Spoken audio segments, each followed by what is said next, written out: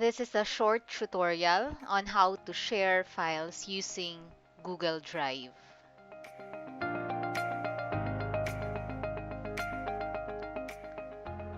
Just go to your Google applications, click Drive, then select nyo po yung folder kung saan po ninyo ilalagay ang file. Then go to your original file kung saan siya located sa computer ninyo, click it, drag, and drop the file. Yan, kung makikita po ninyo nandiyan na yung file, click back, then select nyo po yung folder na gusto nyo pong i-share, right-click, and click share. Click the drop-down arrow. Pwede niyang i-organize, pwede siyang mag-add and edit, or pwede niya pong i-view lang yung content dun sa folder. So, lagay po ninyo yung email address ng person na bibigyan nyo ng permission para ma-access ang file sa loob ng folder. Before nyo pong isend sa kanya, pwede po kayo mag-add ng note. Para pagka nag-notify sa kanya, meron po siyang message na mababasa galing sa inyo kung para saan yung file na yon.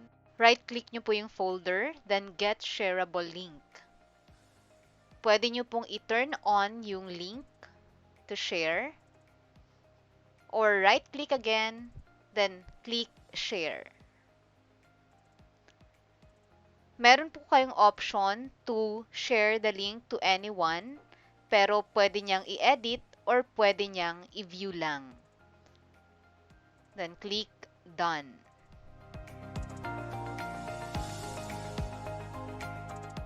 Para i-share ang file using Google Drive, meron po kayong mga options. Sa ngayon, ang nakaselect po, anyone with a link can view.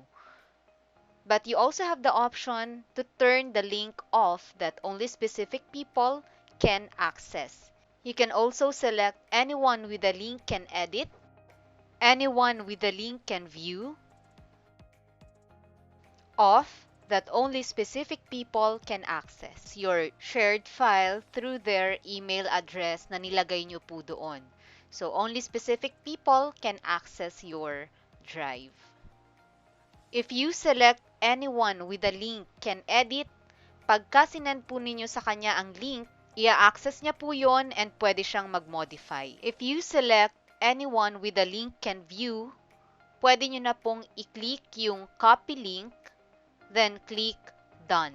Pwede nyo na pong isend ang link sa specific person na dapat makareceive ng file.